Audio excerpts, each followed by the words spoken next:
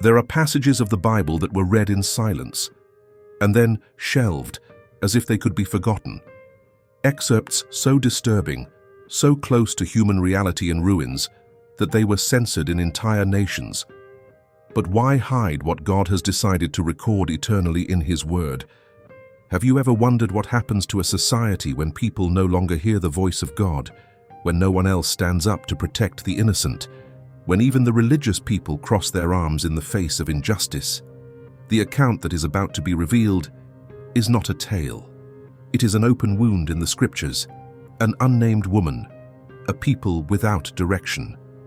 One night she screamed for justice and was not heard. It was not the pagan world that generated this tragedy. They were a chosen but lost people, a community that used faith as a facade while its soul rotted. If you have the courage to stay until the end, you will discover why this story has been silenced and why it needs to be heard now. God still speaks through what has been rejected, and whoever listens to the end does not leave unscathed. He leaves transformed. In the darkness of ancient civilizations, when cities stood on fragile pacts and justice depended on the conscience of common men, some stories were lost in the shadows because they were too uncomfortable to remember. Others survived, but were silenced not for lack of impact, but for excess. There is an ancient account that survived in the pages of a holy book, but for centuries it remained buried beneath layers of discomfort. Few mention it out loud. Fewer still dare to tell it as it really happened. What was the biblical story that some countries chose to censor? The one that was deliberately ignored by religious communities, omitted from Sunday schools, and suppressed in film adaptations? The answer is in the book of Judges, among the chapters that rarely receive public attention, the section that runs from the 19th to the 21st chapter. What happens there is not a parable, nor an allegorical exaggeration. It is a raw portrait of a misgoverned society, morally in ruins and immersed in decisions that cross any line of rationality. It's not just about violence, although it is present.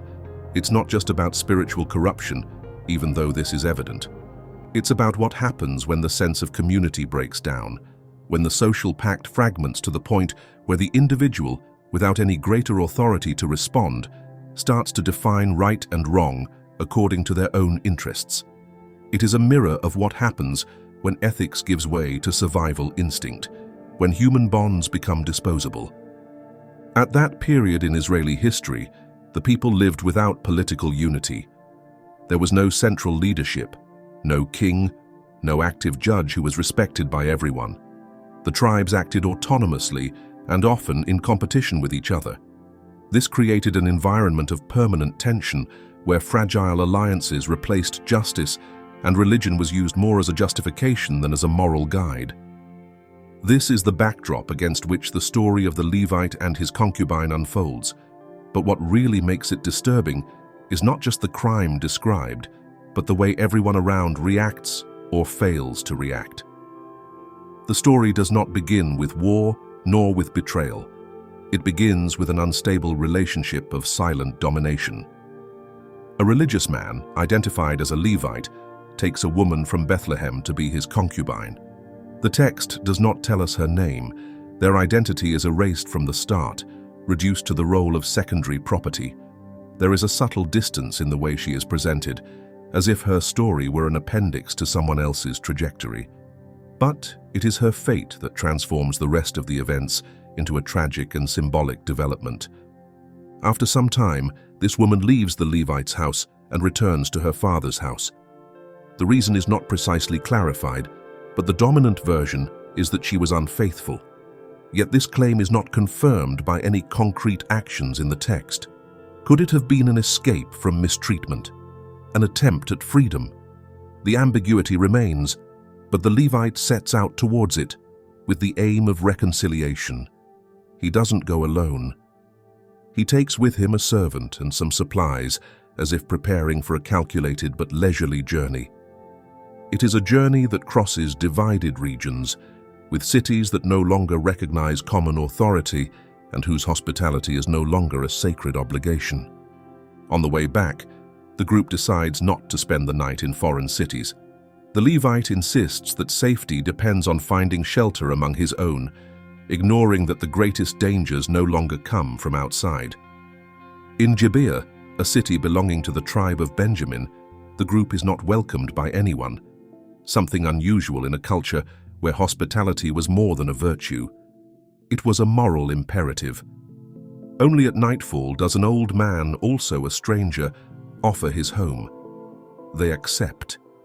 In the aftermath, what unfolds cannot be smoothed over. It is the final rupture of collective empathy. Local residents demand the visitor for sexual abuse. The host refuses and instead proposes a nefarious alternative, handing over his daughter and the Levite's concubine to the mob. The Levite consents. None of those present try to resist the proposal. The woman is thrown outside and raped until dawn. Upon returning, he falls at the door of the house. The Levite finds her lying, unresponsive, and follows her on the animal's back to her final destination. Nothing about this narrative is conventional. No decision made by the characters can be rationalized within stable ethical standards. And that is precisely what makes it so relevant. Behind the explicit brutality, there is a web of omissions, silences, distorted social norms, and exchanged values that resonate, in a disturbing way, with societies that have lost their moral basis. Even today, this type of dynamic is repeated in less explicit but equally destructive ways. It is this deconstruction of the social order that allows us to begin to understand what was truly at stake at that time. It wasn't just a woman's life.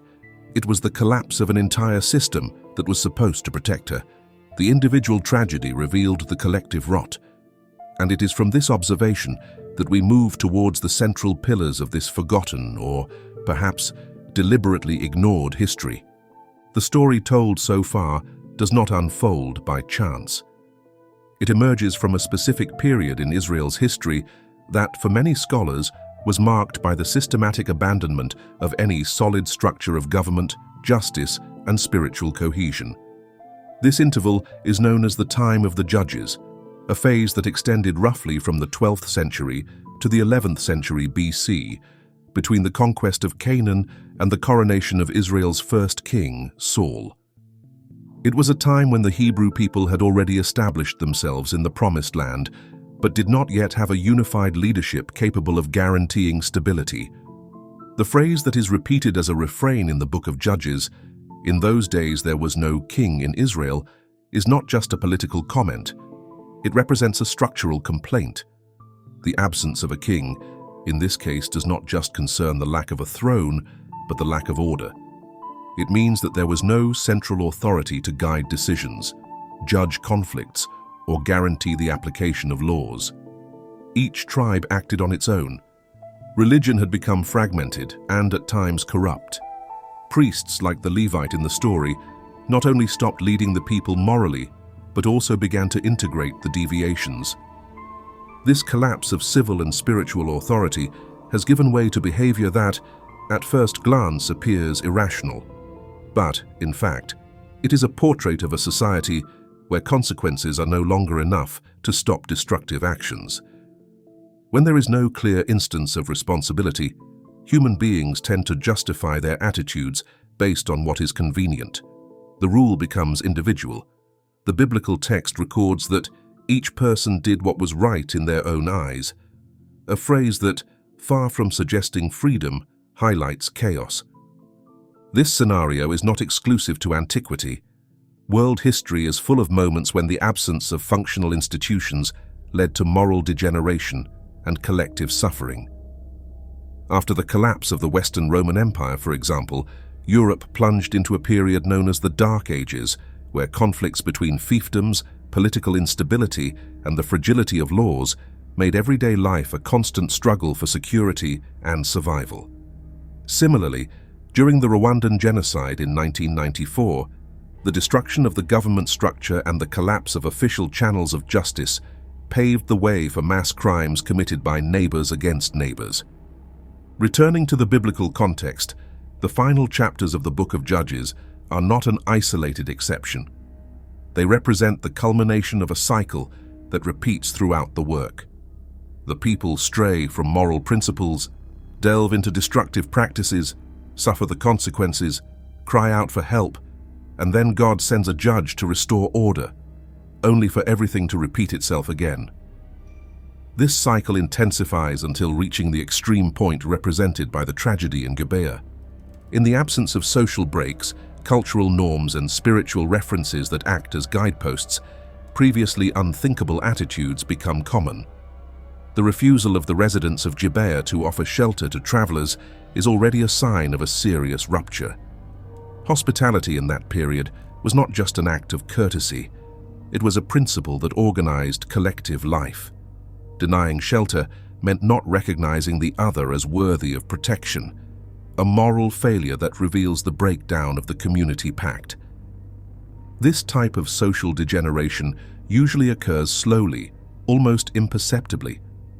It doesn't start with heinous crimes, but with small permissions that accumulate. Tolerance for corruption, disregard for the vulnerable, normalization of indifference. Over time, these deviations stop seeming like exceptions and become part of everyday life. When there are no clear consequences, no consistent parameters of right and wrong, moral decay becomes almost inevitable. In the case of the story of the Levite, the decision to hand over the concubine to the crowd did not provoke a reaction from the other characters. No voice was raised to stop it. The omission was widespread. This collective silence is an indication that evil had stopped hatching.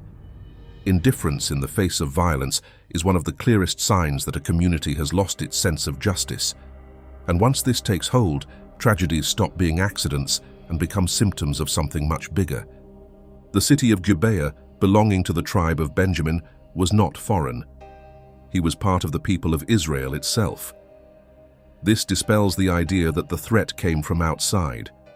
The danger was internal, rooted, and fed by a structure that no longer offered resistance to evil. When there are no reliable institutions or committed leadership, evil thrives. When religious leaders are more concerned with their own interests than with the collective good, faith stops being a way of life and becomes a shield for injustice. The absence of a royal figure is not limited to the monarchy. It is an absence of responsibility. It is the inability to recognize limits and respond to choices. It is the devaluation of the other. In Judges' account, this is reflected not only in the violent act itself, but also in the naturalness with which it is narrated. The Levite shows no remorse. The elder who proposed the exchange remains silent. The city continues its routine. And this apathy is, perhaps, more frightening than the violence itself. The coldness with which the violence suffered by the concubine is recorded is not only explained by the brutality of the act itself. It reveals something deeper, a cultural structure where women, instead of being recognized as full subjects, were treated as resources to be used, discarded, or negotiated according to the convenience of the men around them. This logic is not exclusive to antiquity, but in the context of Judges, it appears openly, without disguises or softening. The woman, who is not even named, is offered as a solution to avoid abuse by the visiting man. This is not a gesture of specific despair, but rather a reflection of consolidated thinking, where female bodies were understood as properties of social circulation. Throughout the text, the concubine does not speak, does not react, and does not choose. His voice is suppressed from start to finish. The silence of the narrative echoes the silence imposed on it as a condition of existence. It is not just the crime that needs to be understood, but the environment that enabled it. When the host proposes handing over his own daughter, still a virgin, along with his concubine, he does not act outside of what is expected in that context. It reproduces a model where women are instruments of exchange and their physical integrity is less relevant than the honor of a male guest. The attempt to preserve a man's dignity, even at the cost of the complete destruction of a woman, is a cruel portrait of a logic that has survived for centuries and that in many forms is still present today. The concept of objectification is precisely that, transforming a person into a thing.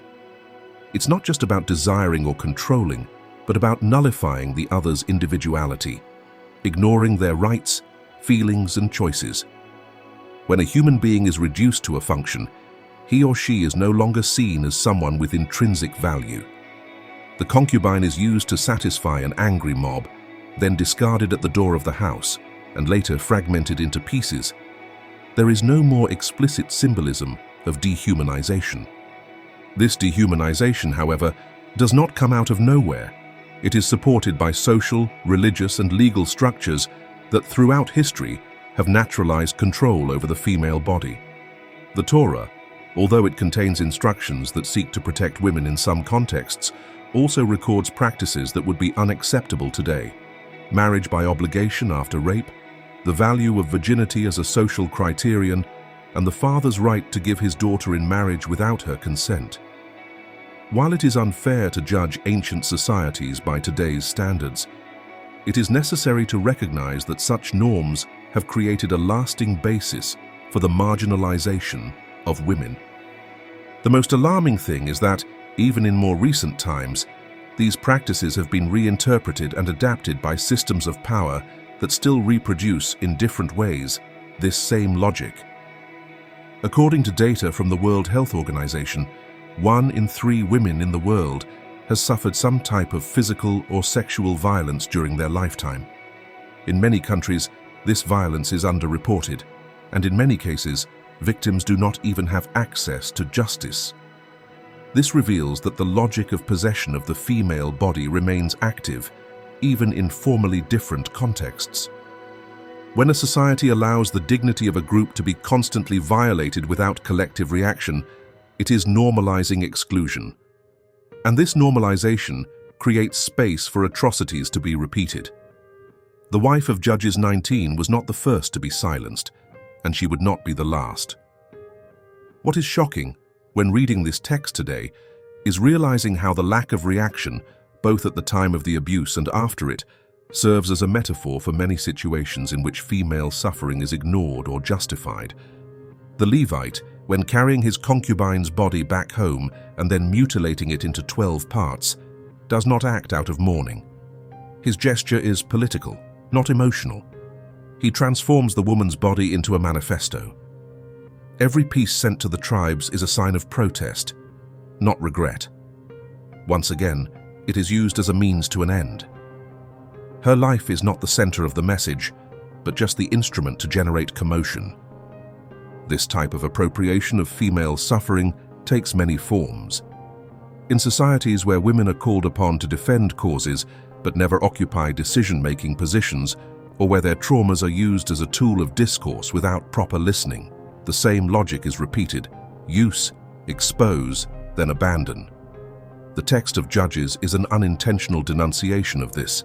There is no praise there for the Levite's courage.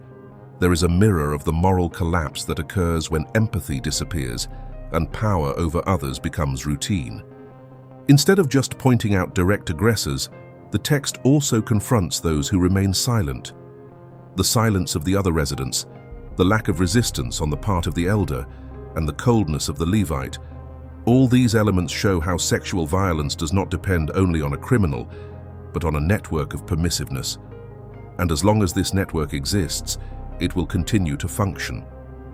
When a woman's body is divided and her parts are distributed among the tribes, there is no going back. The gesture, brutal and symbolic, triggers a domino effect, whose consequences are not limited to momentary indignation.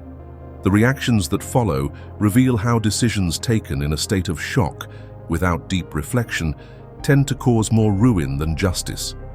The impulse to fight back, added to the lack of collective discernment, creates a scenario in which responses to initial crimes end up generating new cycles of violence. Upon receiving the body fragments, the tribal leaders react with astonishment. They quickly meet and decide to demand that the Benjamites hand over the culprits.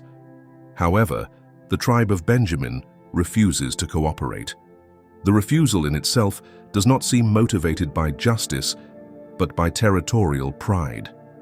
Loyalty to one's own group takes precedence over commitment to the common good. Refusal, not only protects attackers, but also forces others to choose between retreating or facing one of their own. Conflict becomes inevitable, not because it is necessary, but because stubbornness and pride have already taken the place of reason. What happens next is a civil war, 11 tribes against one, and this war is not limited to punishing the guilty. It turns into an attempt at annihilation. Troops are mobilized, cities are razed, and the devastation also affects innocent people. Old people, women and children, everyone is affected. What began as a response to a specific crime becomes a campaign of extermination. Justice, which should restore balance, is replaced by uncontrolled revenge. This sequence of hasty decisions shows how evil is rarely restricted to its point of origin. When there is no conscious effort to stop the cycle, it spreads. Gibeah's crimes were committed by a group. The answer, however, fell to an entire tribe. And this generalization, motivated by the desire for retribution, ignores the nuances of individual guilt. The result is a magnified tragedy, where the innocent suffer as much as the guilty, and sometimes even more. During the confrontation, thousands of lives are lost. It is estimated that the dead among the Israelites reached more than 40,000. On Benjamin's side, almost the entire tribe is decimated. There are only 600 men left, hidden in the mountains, without women, without a future. At this moment, the tribes that previously called for justice begin to realize the weight of their actions. The fear of having exterminated one of the 12 tribes leads the leaders to seek a solution. But once again, the decision they make does not follow solid ethical principles. They had taken a collective oath that none of their daughters would be given in marriage to a Benjamite. Compromise, born of anger, now becomes an obstacle to reconstruction. And instead of revoking the oath, leaders look for loopholes to get around it. It is at this point that decisions begin to accumulate perversity. They identify a city that did not attend the war assembly, Jabesh Gilead, and decide to punish it for its omission. They send soldiers there. They kill all the men and all the women who were not virgins. The 400 survivors are then given to the Benjamites as wives. This strategy, based on cold calculations, does not solve the problem completely. There are still 200 women left, so that the 600 men can form families. Then a new plan emerges, equally clumsy. There is a religious festival nearby, and the leaders instruct the Benjamites to kidnap girls who would be dancing during the celebration. The logic used is simple and cynical. If the women are taken by force, technically, the parents will not be breaking their vow, as they will not be giving away their daughters. They will be taken. Each of these decisions, although different in form, carries the same central flaw, the substitution of principles for convenience. Justice is reinterpreted as something manipulable, adjustable to the immediate interests of those in power. What was supposed to be a repair turns into abuse. And what was supposed to be redemption becomes another layer of pain. The most tragic thing is to realize that, at no point in this process, is there a sincere discussion about repentance or reviewing one's own actions. The focus remains on how to preserve the group's image, on how to keep the commitments made, even if unfair, and on how to deal with the consequences without actually facing them. The death of the concubine, the crime at Gibeah, the war, the massacres and the kidnappings, all of these are connected through a chain of bad decisions, one feeding the next, until there is no clean way out left. This escalation shows how the initial error, however serious it may be, does not need to determine the entire course of events. What really worsens the tragedy is the collective inability to stop the destructive flow. At every step, there was a chance to choose another path. But when pride prevails, and the rush to give an answer replaces care for the truth, the future becomes contaminated. The story of Judges ends without clear moral resolution, with open wounds and a divided people. The succession of disastrous decisions that marked the conflict between the tribes revealed more than simple moral failures. It exposed with disturbing clarity the ineffectiveness of the systems that should guarantee justice and protection. When each community began to act on its own, without real mediation or institutional balance, the search for reparation became a pretext for multiplying abuses. The void left by unstructured institutions was occupied by impulses, precarious alliances, and religious interpretations shaped by convenience. The figure of the Levite, far from representing spiritual stability, exemplifies this imbalance. He does not act as a peace mediator, nor as someone guided by superior values. His role, throughout the narrative, is passive at critical moments and manipulative when he decides to react. By mutilating the concubine's body and scattering her remains among the tribes, he appropriates a religious act, sending a collective message to provoke commotion and obtain support. There is no suggestion that he sought genuine justice. His gesture, while effective as a political catalyst, shifts the focus away from the victim and shifts the narrative to his own outrage. This type of manipulation is not uncommon in contexts where religious leaders have disproportionate power. When faith stops serving as a force of ethical guidance and becomes an instrument of control, the discourse becomes distorted. The Bible, in several passages, warns about priests who used their position for personal advantage. In Judges, this warning is realized in practice. The Levite is not guided by spiritual values, but by a distorted sense of honor. Even more serious is the way in which tribal leaders use sacred rituals to justify indefensible decisions. The vow not to hand over daughters to the Benjamites, made in the midst of the fervor of the crisis, is maintained even when it proves destructive. Instead of recognizing their error and seeking reconciliation, they create parallel mechanisms to maintain the appearance of fidelity while distorting the principles they claim to defend. The promise becomes more important than the truth. Form overrides content, and when this happens, the rites turn into performances that hide perverse realities. During the massacre in Jabesh Gilead, what should have been an act of reparation turns into a new crime. The city was chosen as a target not based on criteria of justice, but due to the absence of a prior alliance. They become guilty not through actual omission, but through failure to participate in an armed meeting. This type of criteria reveals the fragility of the collective decision system at that time. Judgments based on presence or absence, circumstantial fidelity, and loyalty to fragile commitments, instead of careful analysis of each party's responsibility. The appropriation of the religious festival to legitimize the kidnapping of women also shows how sacred symbols were distorted to cover up acts of violence. The celebration should be a moment of consecration and joy. Instead, it became the setting for the execution of a cunning plan, where spirituality was used as a disguise. The fact that the leaders consider the strategy of not giving away their daughters, but allowing them to be taken by force to be valid, exposes the logic of manipulation. It is the letter of the law being used to violate its own spirit. These distortions are not just occasional lapses. They demonstrate the complete collapse of trust in justice mechanisms.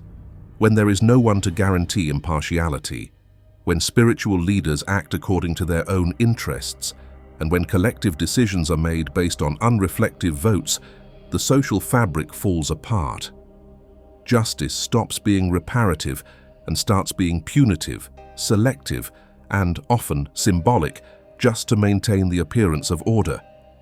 This same pattern is repeated throughout history in contexts of institutional crisis. Whenever faith is instrumentalized to protect power structures, rather than to defend the most vulnerable, it loses its credibility. During the Middle Ages, for example, it was common to see religious leaders legitimizing wars and persecutions based on dogma, while ignoring the most fundamental principles of human dignity. The same was seen in totalitarian regimes of the 20th century, where religious interpretations were used as a tool of political dominance. In Judges, the absence of a reliable system allowed absurd decisions to gain legitimacy just because they were proclaimed in the name of an alliance or collective promise. This shows that it is not enough to have laws or precepts. There must be people willing to interpret them with integrity and institutions capable of applying these principles responsibly. The people, at that time, were not without religion. He was without ethical direction. There was no lack of rituals, there was a lack of awareness. And this difference is what defines whether a society is heading towards restoration or definitive collapse. Nothing is resolved when the story ends. There is no true reconciliation, no sense of justice done. Only a void remains, the same one that was slowly forming from the moment the bonds were replaced by interest, pride, and fear. The sacred text ends by saying that everyone did what they thought was right. And this sentence, so simple, carries the weight of everything that was lost. The people were not without religion, but they had lost their meaning. He fulfilled vows, attended parties, and made sacrifices. But he no longer recognized the value of others.